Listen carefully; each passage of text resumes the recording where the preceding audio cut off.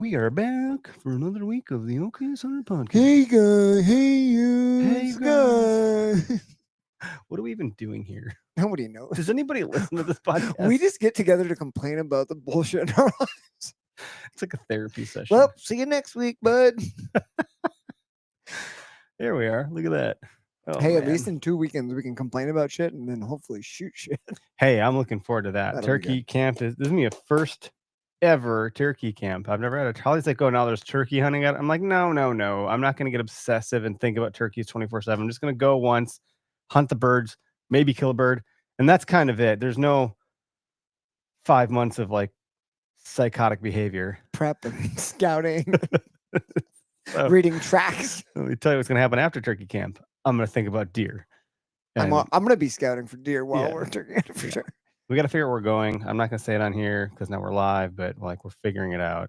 So looking at campsites. Hopefully, it's gonna become a yearly tradition. Yeah, I think it could. Heads up to people watching that the camera that is pointing at us right now will That one. probably die and I'll have to switch out batteries. So when that happens, just know that I've mentioned I'm forecasting a technical problem because my dummy battery died or something. So anyway, let's push this button. Let it rip. This is the OKest Hunter podcast. Never pass on shooter bucks, 'cause that's just meat in the freezer. It's your tag, you hunt how you want. This is OKest Hunter. Welcome back to another week of the OKS Hunter podcast, coming at you from Oconomowoc, Wisconsin. We are brought to you by Nosler. Be sure to go to nosler.com, code OHP. We are in the works of building our big giveaway campaign for July. I will release more information soon. It's just a lot of work to get everything all tidied up before we launch it. In tandem with that, Foam Fest is being worked on. Should have the event page live this week. Again, trying to get all the pieces in place and not like prematurely do things as we often like to do here. We're pretty good at that part. So, trying to be a little bit better about making sure everything is in place. I will tell you though that whatever the date is that we decide upon, that if you register before whatever that date is, you will get a free one-time only Foam Fest t-shirt. Oh, Foam Fest t-shirt. Yeah, Solid. you'll get probably some free coffee. I think some tumbler, tumbler. Basically, you're gonna get a goodie bag when you attend this year. So the price will go up from $40 to $50. In part, that's because of, well, I don't know, the economy, inflation, prices, venue, food. You always feed everyone though. Like if you go right in the morning, Eric's got donuts and coffee, yeah. and then that includes lunch, a whole spread, and it's you Yeah. got the whole 9 yards. In this case, really the bigger thing is like all the extra goodies you're going to get in this bag. So when you come this year to Foam Fest, you're going to walk away with more stuff to represent and feel as though like that was worth the money. I had a good time. I shot my bow. I won some stuff. There's going to be lots of things to win. There's going to be some challenges. So we're going to have more ways to win stuff other than just the drawing. We're going to do the drawing earlier in the day so people aren't waiting around forever. We're trying to make it better. We're gonna have a game called Score This Spike, where you make your somewhere between 4 and 12. No tape measures. Joking. No tape measures allowed. Joking. We could do a jar of spikes and guess the How amount many of the total collective inches. Yeah, that could be fun. So we could maybe work with you on that. I've got a lot. Yeah.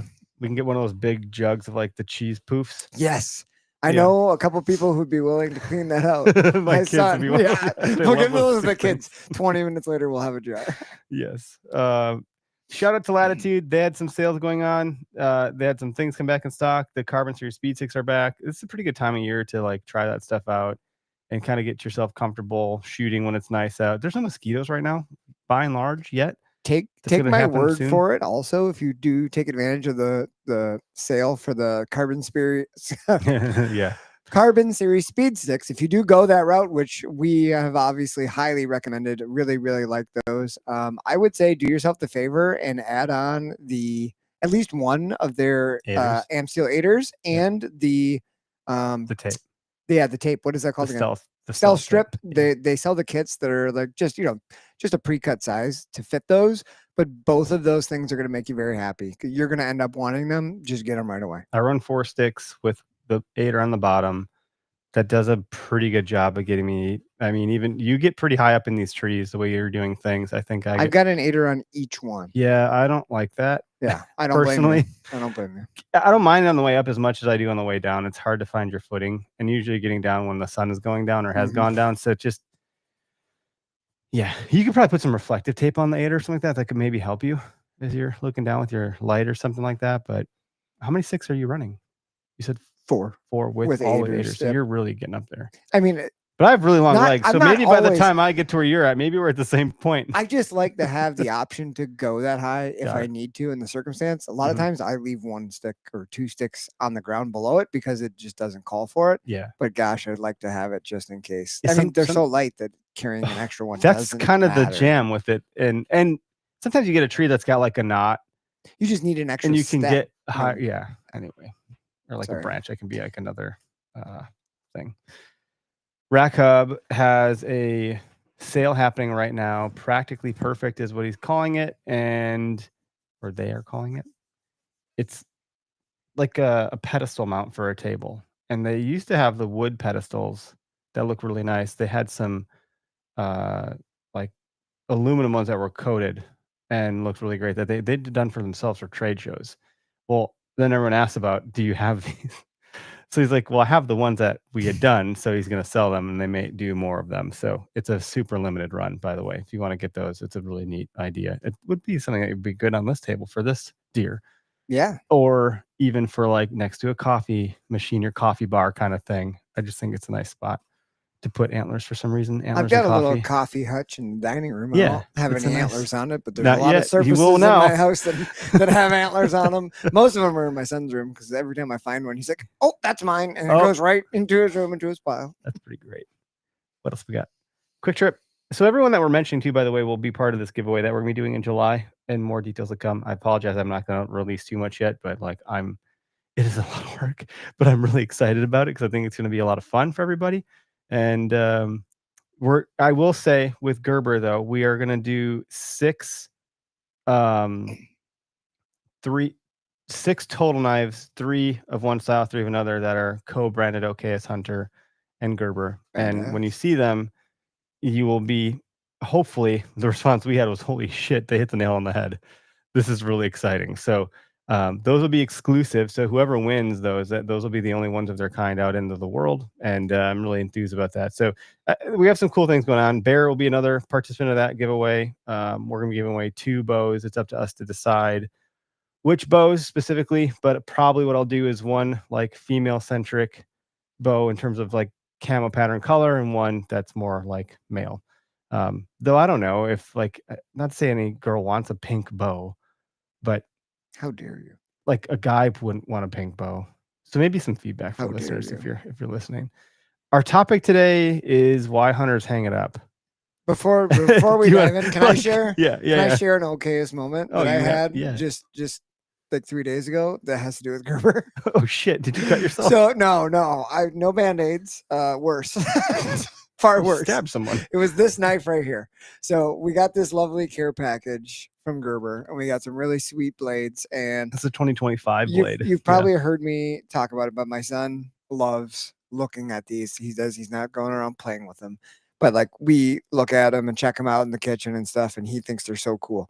So When you're a kid, they are. he and I about the went out. coolest We thing. took the canoe out. We went to Cabela's. We got clothes for turkey camp. So he got new pants and a shirt, a Mhm. camo for turkey, and then we got him a new open face fishing pole, fishing reel. So we were gonna put line on it. So I brought the knife outside. I'm like, all right, let's put some line on. So he's helping me, and he just thought this knife was the coolest knife in the world. And he's like, bring that fishing with us, Dad. And I was like, cool. So we're in the canoe, we're fishing, and we catch a couple fish. And I was like, we need one more fish for a good meal tonight. We're gonna feed Mom and sister with fresh fish. So we catch the last fish, get it in.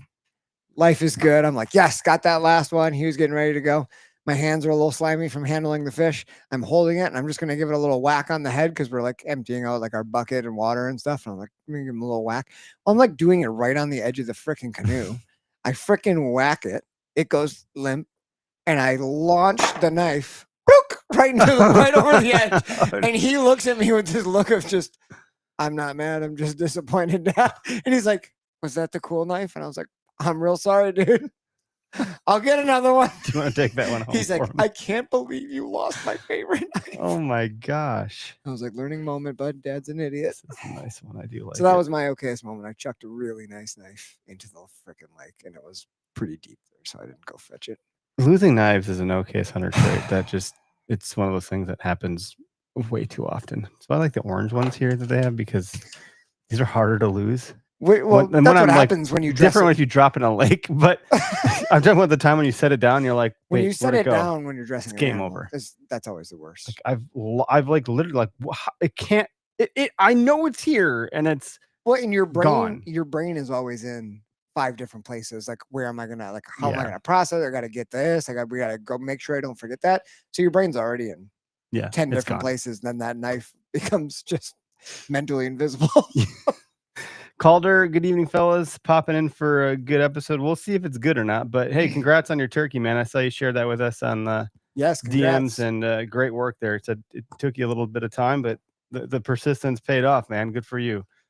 I think you were joking about the farm nature of that bird, but I wasn't sure because I can't read tone. I was like, I think this is a joke, but what if it's not? So I didn't want to say anything. No comment. I just waited for a while. The truth comes out. Yeah, eventually. Anyway, that's Sorry, that's a good moment. No, Totally interrupted. shitty moment, your but topic unveil. I'm oh, sorry. relatable. No, I'm it's all sorry. good. I mean, that may be a reason someone hangs it up. Fuck it. My favorite knife's gone. I'm Quit out. fishing. Shit. I'm done with this This is stupid. stupid eighth knife I've lost this week. Could you imagine? There's a number of reasons people hang it up. I'm not to the point where I'll hang it up at all. Like, I don't think that's interesting me, but people do hang it up, and some people don't ever even pick it up. And I was curious about that. I was curious about it because there's voices in the space that will say we shouldn't recruit more people. And I don't think that's, I think there's truth there. I also think there's several people that say that. It's not just one. Mhm. But I just like to try to like come at both things and come through and understand like what's the paradox here. And I think when we were talking about this topic before we record, there is a paradox, but access as an example is just one of like a dozen or more things that can contribute to someone hanging it up, so to speak. But it's often, from what I was interpreting, there's always several factors that play into it. It's never just one thing. Oh, and there's And not never, but it's uncommon. It's more common to have like a couple different contributing factors. So you had, you had quite a bit of research kind of compiled. I mean, pages and pages and pages, which was great because, like, I mean, it's a complex issue, but I think in all the research that we were just looking at, like, there's no doubt that there is a decrease in the amount of people across the country who are hunting. Every year that goes on, it seems like a slight decrease.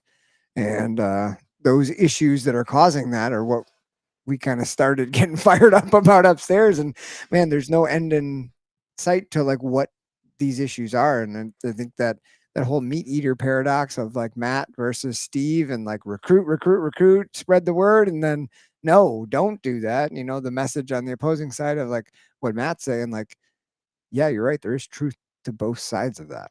Yeah. Yeah. And one, it seems like, well, you're just promoting more commerce. And I think commerce just happens naturally. I don't know. You're never going to do away with it. And that's probably my hang up on that argument is like, well, I just think the angle is a little bit extreme and there's truth in the message once you get past the angle. But like there's a way to bring these two things together. And I'm not saying that way is easy or that I have the answers. I just know that there is a way, and it could be looked at a little bit, framed a little bit differently to be a little bit more like we can coexist here with a shared kind of belief system around what we're trying to accomplish. But just like hunting is down.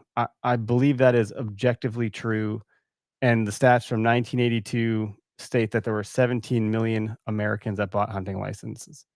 The last data that I have from a year standpoint, and maybe someone else has something more updated, and I'm happy to receive that information. So like, this is not like I don't ever want to frame it as an absolute. I'm not the authority here, but we'll get into topics where we can have opinions about it. Yes. And but by 2016, only 11.5 million people purchased hunting licenses. So that's less than 4% of the total population of hunting, which is concerning against the population of people that vote.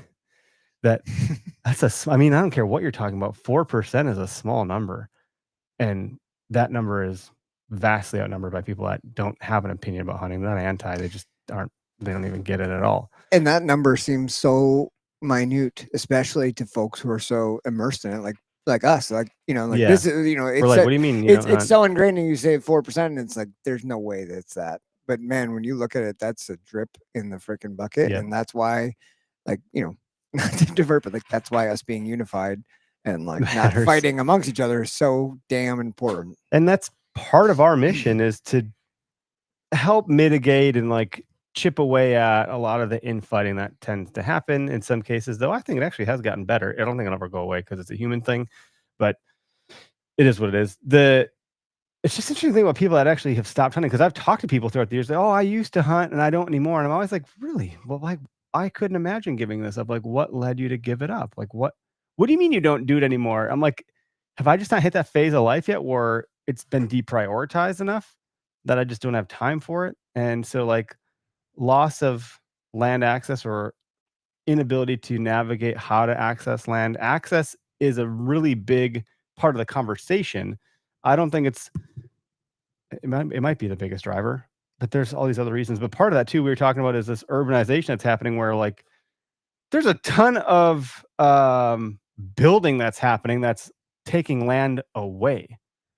So you have land that's getting taken away for development. That's happening anyways. Like, there's like subdivisions going up all over my community. There's land that's just literally no longer fucking available. It's just not. And it's happening at like a pretty fast clip. If I like look back 5 years ago, there's subdivisions that didn't exist. It's like the scene from Back to the Future when he rolls up and there's nothing there yet, just a sign. Yep. And then in the future, it's like all houses. Like, that's happening and is continuing to happen.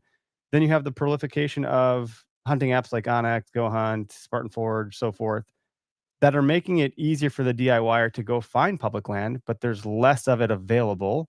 So to Matt Ranella's point, it does probably feel and or actually is more crowded, but it has to get into like the what was the stat here, the per capita. It's a little bit more nuanced than like certain states are feeling it heavier than others. So like as humans, we always look to what we see in our own purview. And if it hasn't happened to us, we either don't give a shit about it or can't really relate. We're like, no, that's not what I'm seeing. It's like, well, no shit. You're literally in a different state. We don't see mountains where we live. That doesn't mean they don't exist. Like, there are mountains. They're just in a different state. Well, and that's another, issue that the whole, your just perspective on it. But I showed you the post earlier about a gentleman from Michigan.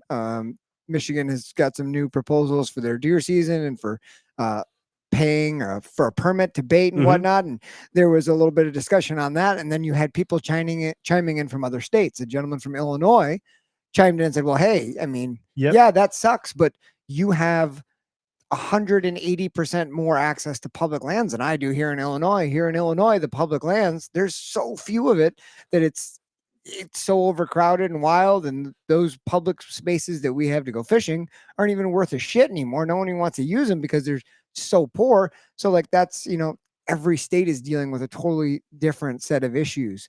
And one of the things that will come up state to state that you and I talked about too is kind of an issue, a barrier of entry, if you will, is like how complex and complicated some of the public properties that are open to hunting or like the regulations are to find, or what seasons and times you can hunt and what weapons you can hunt. And do you need permits to hunt there? I went down and bought a discharge permit for one of the townships to go turkey hunting because I didn't know that, but to use any sort of weapon, even a bow and arrow, even on your private land, you need to pay $30 to get a discharge permit to shoot a weapon. And there's fear of that's wild doing it wrong. Yeah, because we, by and large, like this population of people, us being included in the population of hunters, there's obviously people, there's bad eggs and everything that are going to fuck it all up and give us a bad name. But mostly we're rule followers. Try to be. And you really try to be, and heaven forbid you miss one. And like, when you don't know what you don't know, it's really hard to figure out what you ought to know. And you wouldn't consider some of those things if that's not what you're used to. How would you know that information? Where do you find that information? Like there's all these city ordinances that have to be maintained for like really specific areas. Even in our own state, it's different from county to county sometimes, like you just called out. So complexity of regulations is one that I don't know if that's a reason people get out. It could be. Like, I think that could be like, you know what, I'm done with this. I can't even figure it out. I'm out. But it's a barrier of entry for me. Like, I have yet to go out hunting out west. Money is a big part of it because tags for large game, big game over in like a different state out west is expensive. Travel gets complicated. The dialogue of like how we bring meat back from Oregon that you guys had never done it before. You're like, how do we do this? That's a whole set of hoops. There's a lot of thinking like, what could we even film? Not that you have to be filming, but that was the whole thing. Could we even bring a camera guy? And there's certain public lands that filming it for any commercial purpose is not allowed, or you need to spend, $1,200 to get a commercial filming license, blah, blah, blah, like all those things. And although those might not hold all people back, if you're a new hunter or someone who's excited to get out, and then you hear people talking about this, or you start looking into the rules, and all you have is to hunt public property around your house, and now you've got 6 different city ordinances from different townships, and each public property, this one closes early because it's got hiking trails through it. This one you can only use archery equipment. Like, these are all real things that I just navigated last week. State parks. Like, that's a lot to worry about. And you don't want to be out there and like you just did like your thing and shot a turkey or shot a deer, and then have somebody walk up and be like, you can't do that. Like, that's illegal. Now you're a poacher, right? Like, oh my God, that's what nobody wants. That is accidental poaching a topic, because everyone's like, you should know better. You should. Well, yeah, probably, but also, geez, could you make it a little fucking easier? There's a state park that we're looking at camping at for turkey camp, and I was trying to do a little bit of research. I was talking to Greg. He said, you can't turkey hunt there. I was like, well, Greg, do you know that? Well, I don't know. I'm like, well, let's figure it out. You can, however, not past the second week of May or something. Not a date. They just say second week. I'm like, well, and I think it's because it's a state park. I think it's because like trails probably open up. You get more visitors who are so they're probably just trying to like, you know what? We're not going to touch this with a 10-foot pole. We're just going to say like, after this date, it's just not going to happen. Yep. And I'm like, if we would have had an earlier season, we could have, not that it matters that much, but again, you have to be reading those things. So like the regulations are certainly a part of that conversation. And I don't know. Like, I had a good buddy that I used to teach with. He was a science teacher, and he was a little bit older than me and much wiser. And he always said that when it comes to the outdoors and hunting and fishing, if you're out doing something, you're probably doing something wrong. Like, no matter how hard you try, right? That's reassuring. If you're doing something, you're probably doing. If somebody looked hard enough, they could find something that you were doing wrong. Right. Yeah. You were breaking some sort of rule or law. Yeah. And sadly, that's probably the goddamn truth. I think we've probably all had some moments, and then you like, oh shit, you figured out after the fact. And you're like, well, good thing I didn't. It's like when you're young, you get away with a lot of things. You just didn't you never got in trouble because you never got caught. But you were causing trouble. Yeah. It reminds. Oh, there it is. Battery exhausted. I knew it. I knew it was going to happen. Then one of the other ones is like major life transitions, family, career paths. Those are like big. Oh, I thought you were talking about your camera battery. It's having a major life transition. End of life. I guess it did have a major life transition. Just get this fixed here real quick. Okay, buddy, turn back on. See if it does it. He's awake. Oh yeah, I'll charge this one again now and see. My dummy battery is not functioning any longer. So, that's still not going here. Come on now. There it is. Okay, we'll see if it comes back online. Anyway, the life stuff is I think a big one, depending on where you're at. Yeah, it'll take a second. Look at that. That's fun. Photo sesh there on the screen. That's real sexy. That's what I like to see when I'm watching a podcast. Elijah said, better start introducing kids to the outdoors. Introduce someone at least and share the wealth once it's available or once in a while when able. That's a big one. I mean, so then that goes to you're recruiting, and there's certain people that say, well, that we don't need more hunters. I think objectively we do, but there is than this other problem that happens because of it, which is access, There's which could so then many- propel more so people to many get out. things, right? So I don't know how to address that because I don't have the full comprehension of it just yet. I haven't had time to like totally dig in. So Of I'm which kind of piece? scratching the surface of like, if R3 exists, recruit, retain, reactivate, and people are pumping that message into ethos and doing those activities. But then when you recruit too many people in, it exhausts the resource and crowds it. And therefore people have a bad experience existing and new, and thus they fall back off. So it's like there's ways I think to address that. That's what I don't have enough understanding of yet. There's so much. But you could also be promoting private land in certain ways. Now leases have gotten expensive, more expensive. Let's touch on that Okay. topic for sure, because this is right what I was thinking. So you talked before about the Matt Rinella kind of stance is like, it's all about consumerism, and they're just trying to make money. It's the industry pushing, and I think to some degree we ran into a pretty big problem. I'd say like 15 to 20 years ago, when the QDM, and I'm not saying that's the problem. That's Just okay. hear me out, Yep. okay? When I'm not going to bite your head off. QDM started kind of growing in popularity, and guys with private land who were just out there hunting with friends and family members, and everybody came, and it was kind of the community. Don't get me wrong, there were still people who were targeting big deer, Mhm. but it was more of a communal thing, wasn't right? gamed Like as you got much. together, the family came up for the 9-day Yep. gun season here in Wisconsin. I'm just referring to but I know this happens all around the country. They have the deer camp, right? And you go out there and you try to shoot some deer, and mostly you're playing cards and hooting and hollering and having chili together and all that. But then we started kind of getting into this era of like chasing the trophy bucks, right? Like trophies kind of took over the magazines. All the articles were how to improve your property. And Mhm. as you start doing this improvements, you're putting time, effort, energy, money into your property. It becomes a little bit more about you getting the big deer or your family. And then all of a sudden the invites maybe don't extend out to the extended family quite as far as they once did. And it kind of became this personal mission, right? Where like the trophy buck was the top prize. That was the trophy. And people became way more reclusive. And then, cameras aided in that. And then all of a sudden, people stopped sharing so much information. And it became more about this personal goal to get this. And that kind of took away from the community of hunting. So inviting others out to hunt your private property was no longer a real thing. It's like a And instead of privilege. people traveling up north to go to deer camps or where they usually did, well, actually, there's more deer that, around my house, so I'll probably just hunt this property close to my house. I'm not going to do that anymore. I got a better chance at a big one.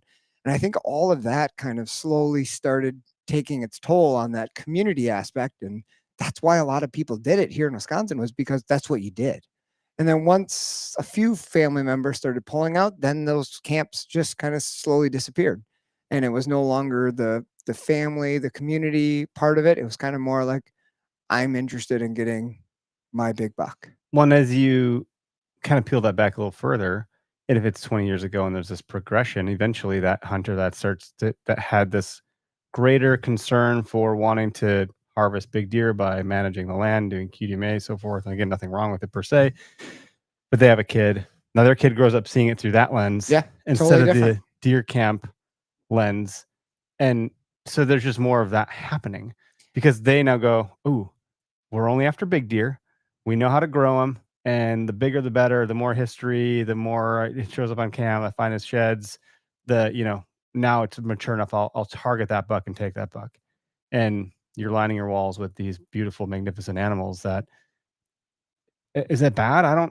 People are still hunting. That's still good. But then it's also driving up the prices of the property. We've talked to Doug Dern about the gentrification of certain areas where like people that own the properties don't actually occupy them. They live somewhere else like Illinois. They only drive up to kill a big buck. No one's shooting does because no one's hunting other than that peak rut time. And they're only interested in the big bucks. So there's a lot of different, and this is just Wisconsin. I think that you and I are mostly discussing. Obviously it's different elsewhere, like we just mentioned, but these are issues. there's a lot happening here. It's not just a thing. That's a greater point to take away from this. And there's still probably like 16 things we haven't covered yet. That issue that you brought up with the leases, though, I think was a big one, because you started to see, there's always been outfitters and guides, but when people really started to, this trophy hunting thing really took off, and now I'm going to travel, go hunt some really good areas. Mhm. And when the guides and outfitters started, putting some money forward, like to get more land, all of a sudden that's, competing with those private permission pieces, those Tommy and Billy who've hunted here for the last 20 Landers years. like, Well, they're okay, but well, I now want some money. somebody's offering me $8,000, Mhm. $10,000, maybe even more. Like, you can't blame them for taking that. Some of these people, are elderly and they're on a fixed income. Yep.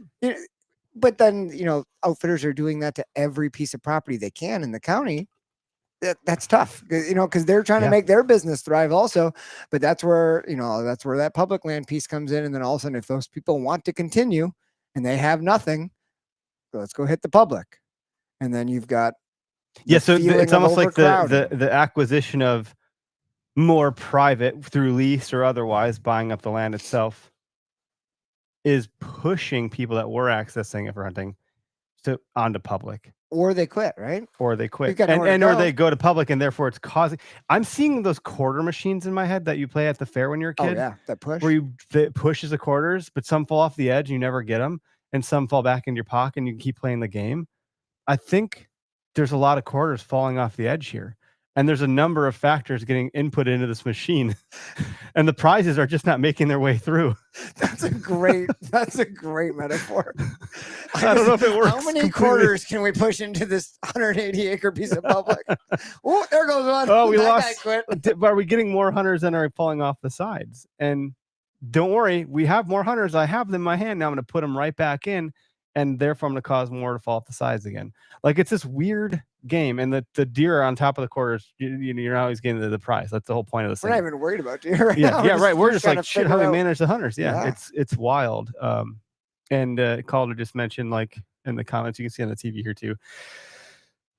I would argue most of the private land in the Adirondacks are owned by out-of-staters, which is what we were talking. That's the gentrification of a certain area, and people are becoming territorial over the public, which is interesting. And people do. That's always kind of been a thing. It's like, that's my spot. I'm like, actually, it's public land. But I could understand that you've squatted here and you've claimed first rights, and you've kind of like, put up your elbows and like, this is your. I've done that shit. Yeah, for sure. But if someone else beats you to it, fair and square, it is what it is. It's not actually mine. I'm just kind of like, damn it, they beat me. Like, there's more people in the spot that I've been hunting. You can try to impose your will, and that's something we always like. Some people take it to extreme. They'll put up fucking signs and shit, and they'll make it seem like that you can't hunt it. That's a problem. And you get people being territorial over public land who might be private landowners who border that land too. Oh, dude, there are yeah. instances where people maybe have had that public piece. No one has really bothered it, messed with it. And that's kind of like, imagine that you have a 20-acre piece. There's, 80 acres of public behind you. No one really goes there. So you hunt it all the time.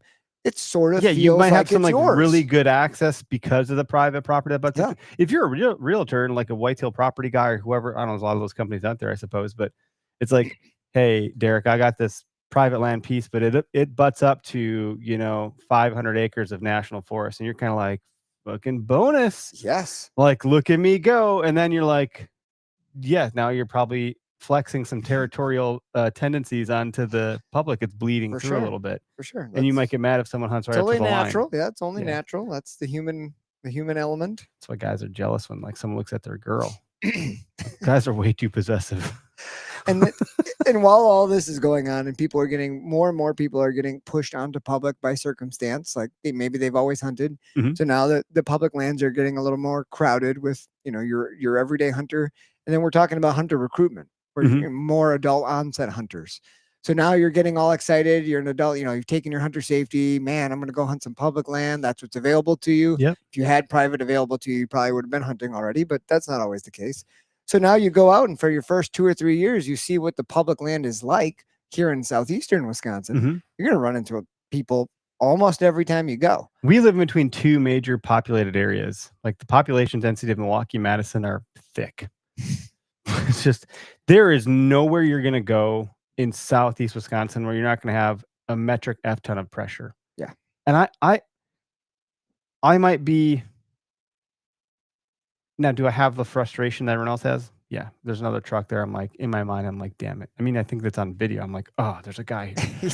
Like that's natural. However, I'm also like, good for him. There's another hunter here. Like, how cool they're enjoying the resource too. Like James Clear in Atomic, he wrote Atomic Habits. He says, like, I don't have to, I get to. It's like this shift. And I'm not saying that phrasing applies here, but there is some sort of shift in how the lens in which you look at things can help you with those frustrations. I don't have to do a podcast. I get to do a podcast. I don't have to go to work. Well, I fucking do, but I get to go to work. We live in a country where I get to go to work. I'm not, some slave or something. Like, I have this great life, technically. Subjective and debatable, but joking. Josh, let's keep reading the comments in here, and the phone line is open too. And I don't want to take anybody that's going to get too heated, but hopefully everyone can kind of come at this with a good level head.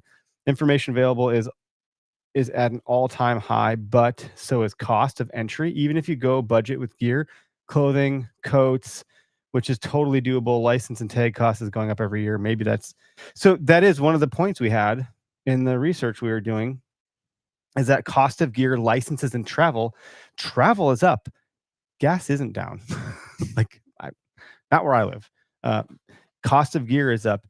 And think about all the tariff stuff that's happening. And I'm not going to get political here, but like, it just is the nature of the beast. A lot of people are getting stuff from overseas. It's not necessarily always China.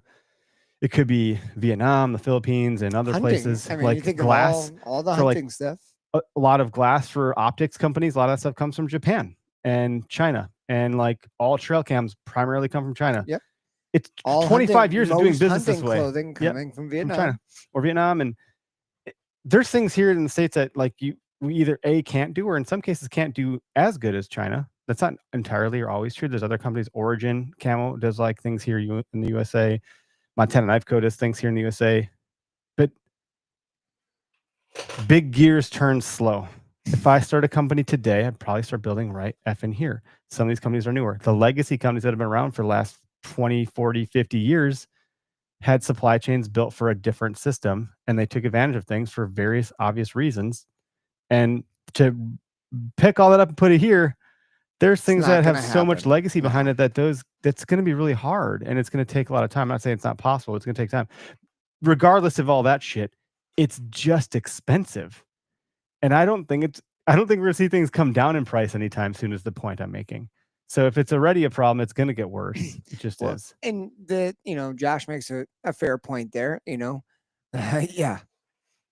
Elk tags, right? Like, especially with out west in Colorado, but like, imagine just even here, you put in, let's be really conservative with an estimate. Let's say you put in $1,000 to get started. That's bow, arrows, pair of boots, some clothing, blah, blah, blah. Your travel to the spot. You get everything set up. You've listened to all you can listen to. You've gathered information. You put in $1,000, which to some people, that's a lot of investment for a hobby, for something on the side. Out of the gate it is. And then you go to one of these public pieces that we're mentioning, and your first couple experiences maybe aren't so hot. Maybe there's a bunch of people there, right? And you're like, this is what I signed up for. Like, this is not the experience that I saw on YouTube, that I thought this was going to be, this wilderness retreat where I'm like, I'm one with nature. I'm challenging myself. It can still be there, but like, it just realize there's a very good chance it's not going to be what you thought it was going to be. And then it's like, well, good thing this is fairly new, because I can still get some resale on this, right? Yeah, I mean, like, there's certain jackets that cost $700. Yeah. The pair of pants I just bought retail for like $200 some. Those insect repellent ones? Yeah, worth it. But I've been hunting for, what am I, 39? So 10, wait, what? 20. Oh my God, this is bad and embarrassing. It is as bad as I say it is. So 27 years? I think I started hunting when I was 12. 16. Oh. So that's carry the 23 years. And I just now bought like a really nice pair of pants. Like, it's taken that long. First time. I've not, like, if you see me hunt, like, I've not ever invested in a pant. Yeah. I haven't. I have some cheapos from Walmart that I've been wearing for this whole entire time. And I see people at like 3 archery events that are just rocking this shit like a fashion statement. I'm like, who's wearing this stuff? Like, I'm rocking the outdoor Wrangler, $20 pants from Walmart. You know what I'm talking about? Yeah. Like and these are by the way, Sierra Trading Post is like one of my favorite places to for shop sure. for my everyday casual wear shit because I'm getting pants that probably are $100 or $200 for like $8, It's perfect. and it's like, look at me, I'm We just had fashionable one of now. those put in town. And I'm there all the time. Oh, dude, it's great for clothes. But yeah, also going out and eating $1,000 Colorado elk tag isn't appetizing for anyone. No. I don't even know what's going on in Colorado anymore. Like, no over-the-counter tags for archery. Is that what it is? for Or for rifle? elk. For archery. It's for archery elk Yeah. in Colorado. No over-the-counter tag. I think So if you want to go every kill an elk, unit- you got to go with a rifle, and that's still over the counter. But again, I'm not from Colorado. Like my capacity to pay attention to things that happen in different states, let alone my own state or county, is so limited. And you have to pay attention to these things so closely, or you better know people. And luckily, we do. We know lots of people because of the very show we blessed. do. We could probably pick up the phone and start texting all sorts of people and get like good information and or pointed in the right direction. Yep. If you've never done this shit, you don't have that network of people to reach out to. Probably, you might know some people, but like it's not like what we have. We've talked a lot about so far, like adult onset or people who have already been hunting, why they might hang it up. Mhm. But Elijah there brings up, a good point with kids. And this is something that I think some kids still do here, but like when I Small was a game. kid, small game was like what you started on. But I Mhm. think we've really shifted, and like most kids are starting with deer hunting or turkey Yep. hunting. But I think that's maybe one of the issues that I see with that is like squirrel, rabbit, pan fishing. Those are activities that are just damn fun. They're just fun. Yes. You Those get are to be good goofy. You times. get to Yep. joke around, run through the woods. Like you get to have fun. Mhm. Sitting in a deer blind when you're 6 years old because Why dad so said serious? this food plot looks great, and then you've got your crossbow locked in on the tripod deadlock, and deer comes out, you shoot it. Like that's probably not nearly as fun for a kid. Like the excitement of shooting is Mhm. probably great, but there was a whole study on like retaining youth hunters because that number is like lower than it's ever been. Well, so you have what you just had mentioned, like dad or uncle or grandpa or whoever might not be taking child because they're too serious about the sport. I'm very guilty of this because I was still kind of like trying to get into, boy, I want to kill a big one. If I bring my kids, that's no chance that's happening. So it's kind of like I got to have my hunt set aside for me so I can scratch my own itch. But then the turkey hunting stuff I found to be fascinating because that did illuminate some things for me that just like my brain did not light up that way yet. And I was like, why do I care about that? You're having it happen more than ever with your son. Yeah. Where you're like, he just wants to be there. And Wants there's to go. no way you're going to like say no. We'll see what happens come like hardcore hunting season.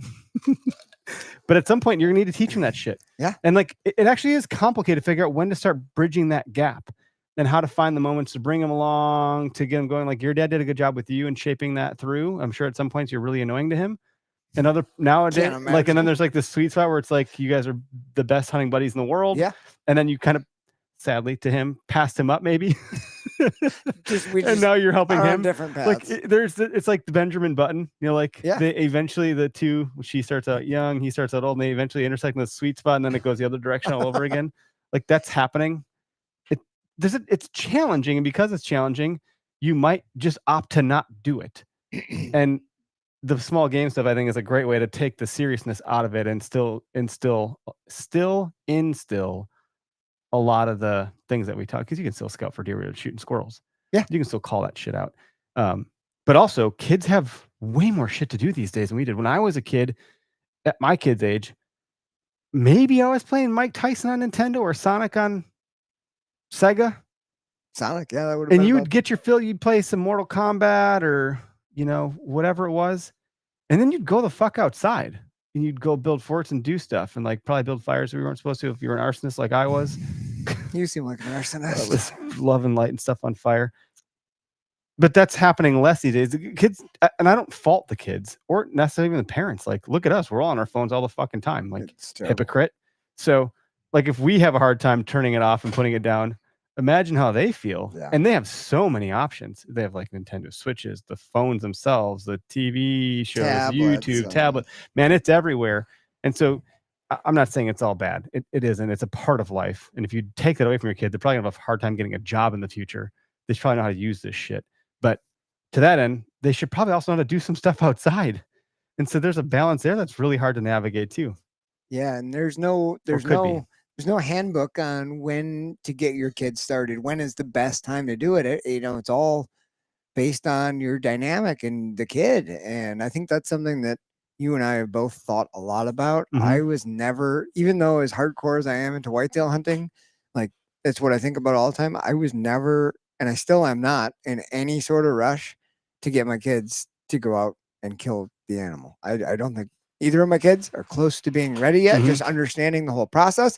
I'm glad that they want to be involved in the process, but I just know my kids and I know that I'm not going to rush it. And Yep. when they're ready, I'm going to know. Yep. And then it'll be time. But my buddy Dave, his kid killed Which that was turkey at awesome. 4. And that kid was ready. That was Like, awesome. He's like, I think that kid was born to kill shit.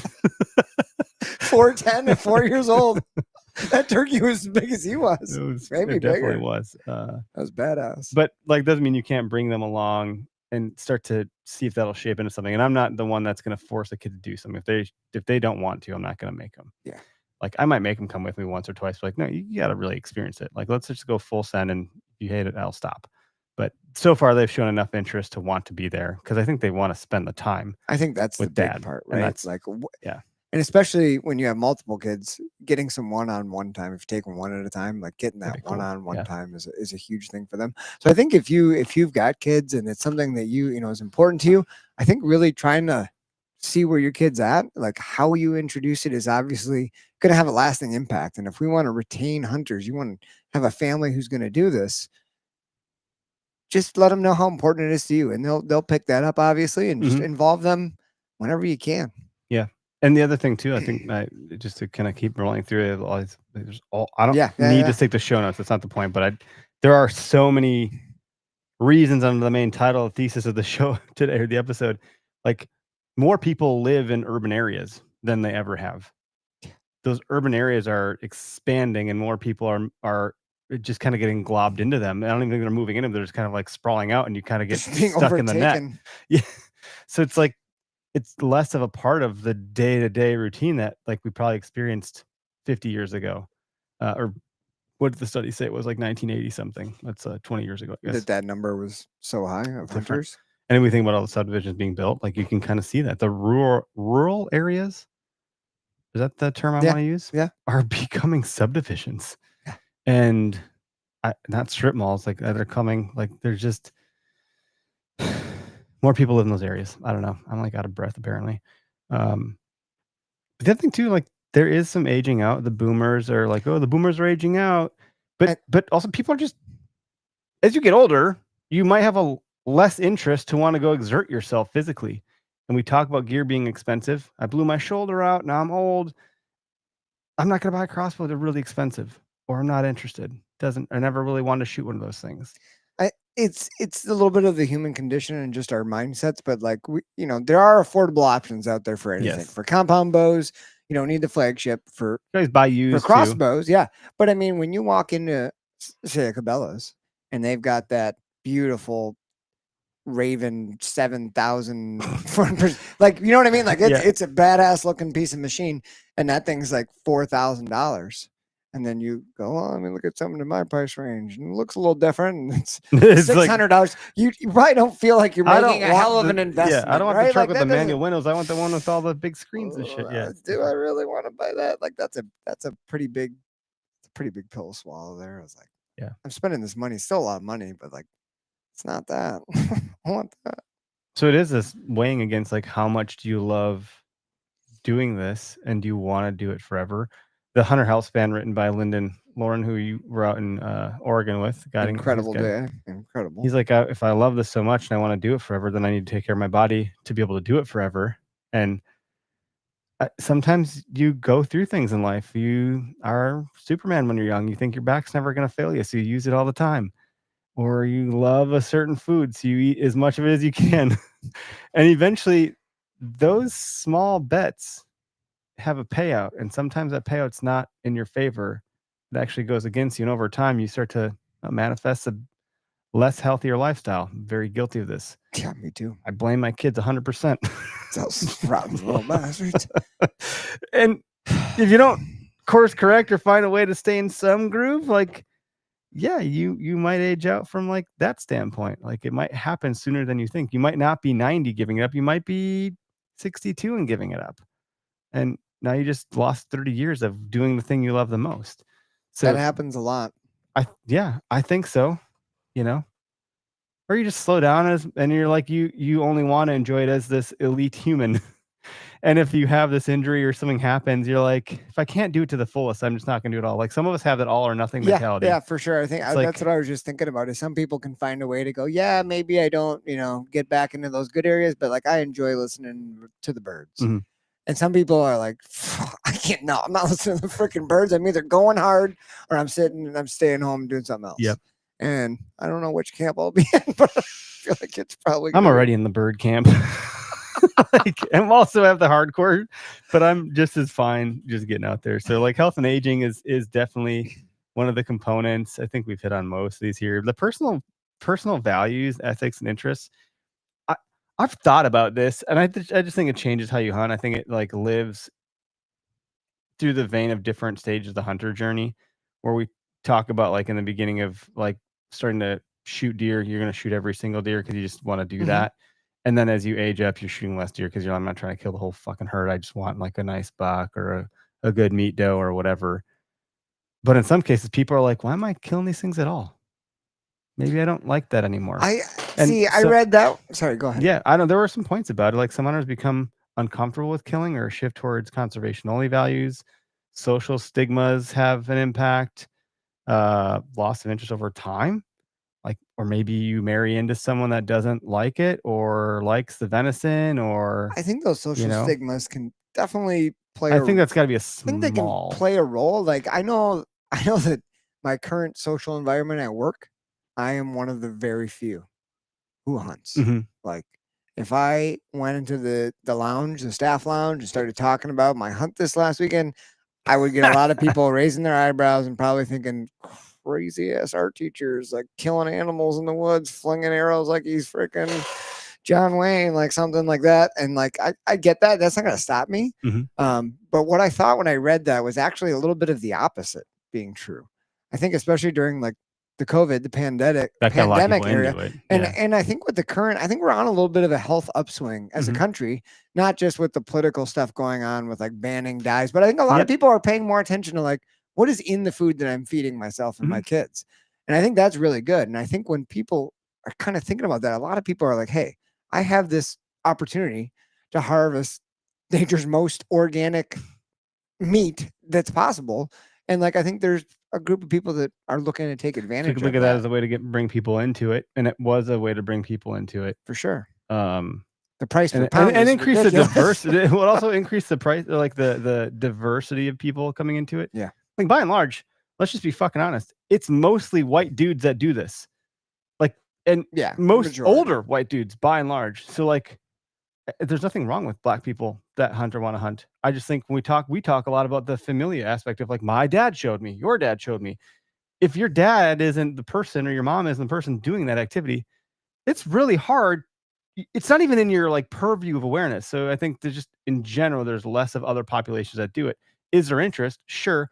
Then we talk about all these barriers that we've been mentioning. Yeah. And it's like, So it I makes don't it even know tough. how to start. Not to mention it feels uncomfortable because I'm not like of the same stigma of people that do this thing. So am I going to get shunned if I go into it?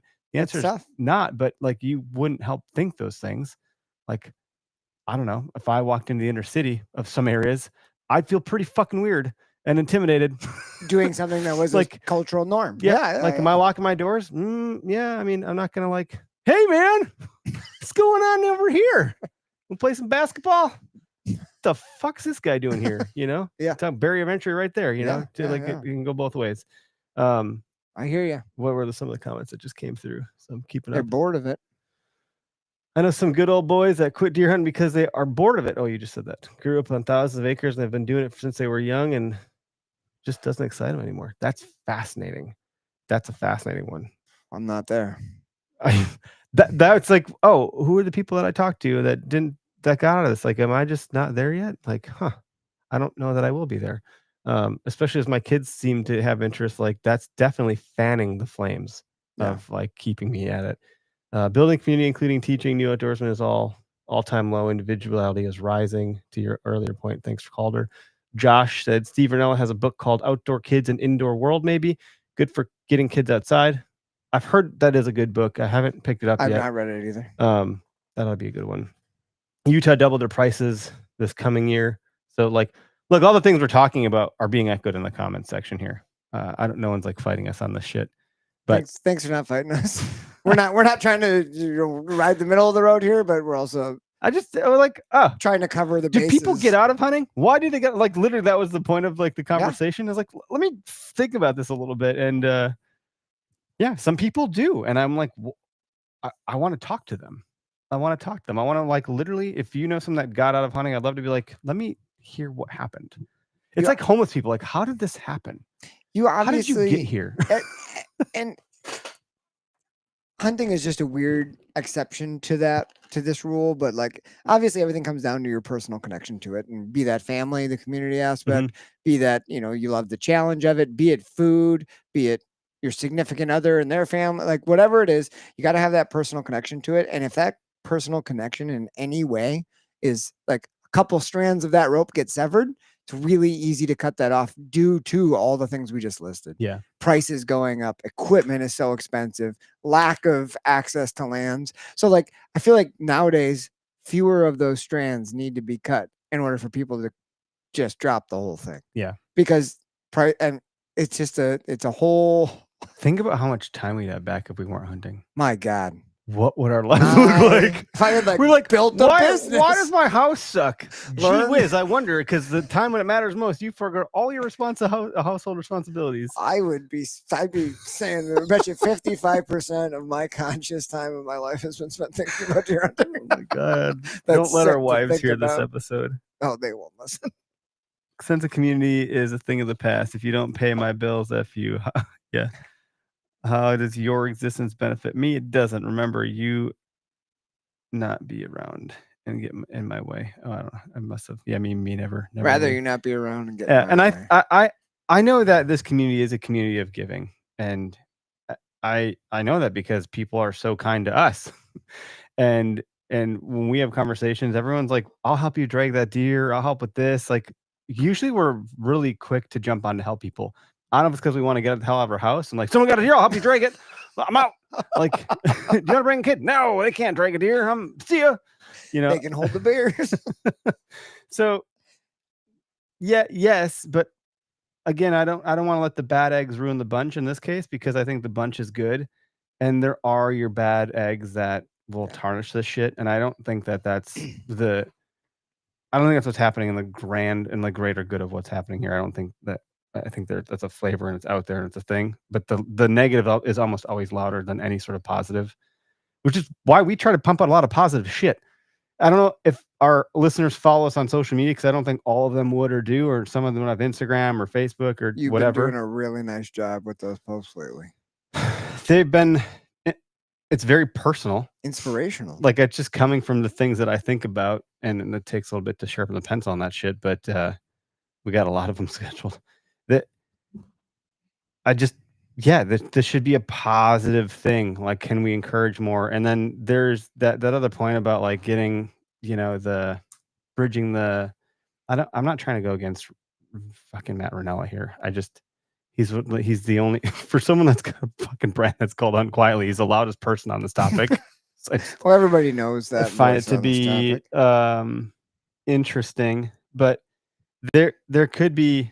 I think the path to I'm trying to find my freaking notes to that is like shifting from raw recruitment to retention through access.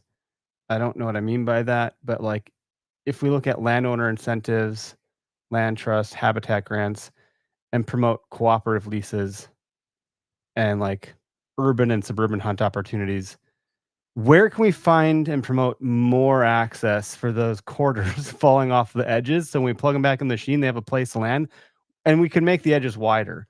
So it's going to take a lot longer before people start falling off. Like, where can we start to prop up other opportunities for access?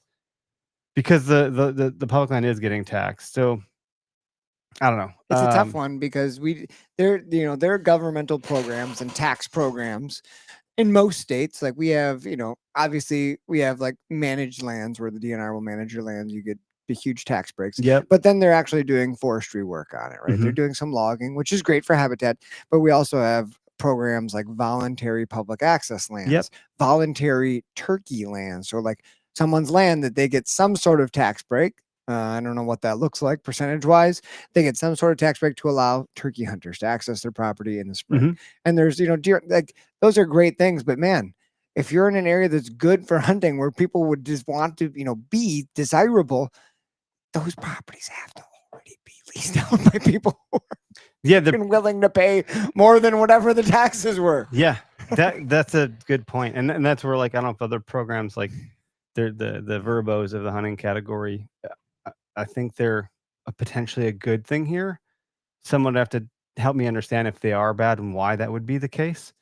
The companies that are promoting public access to get private land by paying the landowners, I think it's making it harder for like Joe to just go knock on the door and say, "I'll help you bale hay." And he's like, "Well, actually use this app and I'll make a little bit of money, or at least there'll be insurance covered. I don't have to worry about liability. Even if it's a $0 transaction, at least we're protected." Things like that. Decentralizing participation is another one here. You mentioned this, like if you spread the pressure out by guiding new hunters towards small game, waterfowl, turkey, and not just the whitetail crazed audience, you could maybe decentralize that a little bit. But this is like me trying to think about how to bridge the R3 and the hunt quiet kind of what's the middle ground here to achieve a little bit of both. I think we do need to recruit more people, but then the resource is going to get taxed and it's going to result in more people leaving hunting. So, shift from raw recruitment to retention through access, decentralize the participation through other species. And you're not going to take someone that's crazy about whitetail and convince me that squirrel hunting is going to be fucking better. And the seasons don't even fully compete, but like waterfowl, muskie, and deer overlap. And I think pheasant's in there too.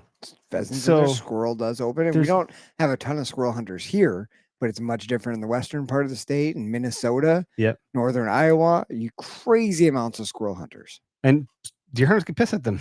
Yeah. but there's a reason to go do it. Like you said, there's more lightheartedness to it.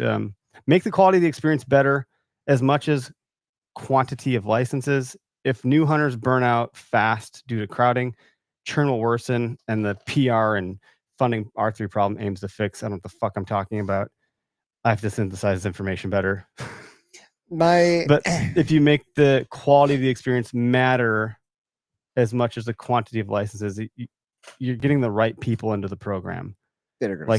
If you're not pushing for commerce, you're pushing for quality of experience. You're having, I think there was a lot of complaint about the people that came in from COVID because it's like, well, they're just, Johnny come lately kind of hunter, and that's fucking it up for us. And they don't even care about it.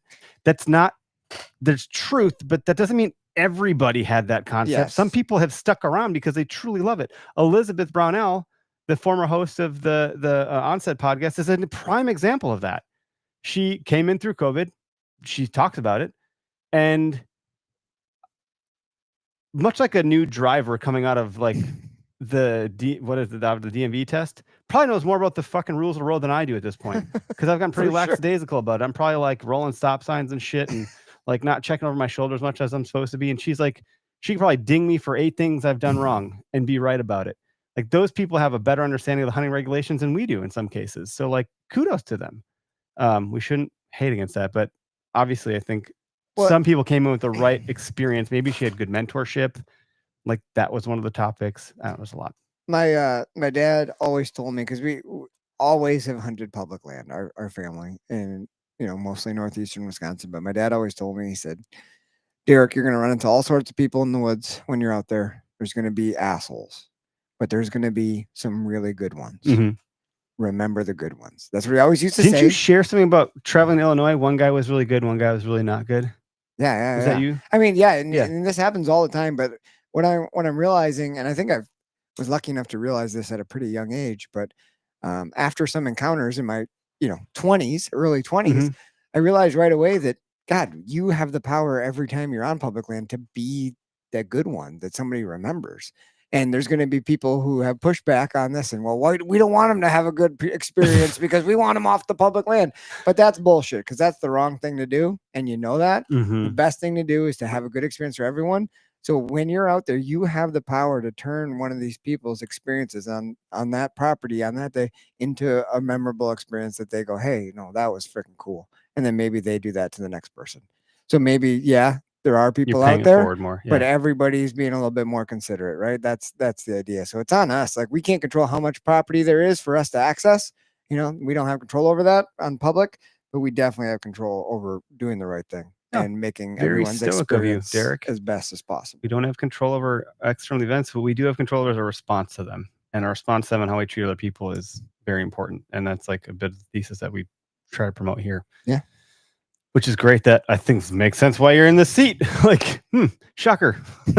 Like, you just like understood and got it intuitively, you know, well before I probably did. So like, it's good to have people like you in our ranks, and it's good to hear that a lot of our listeners seem to, you know, jive with us on this. And there's lots of reasons to not quit hunting.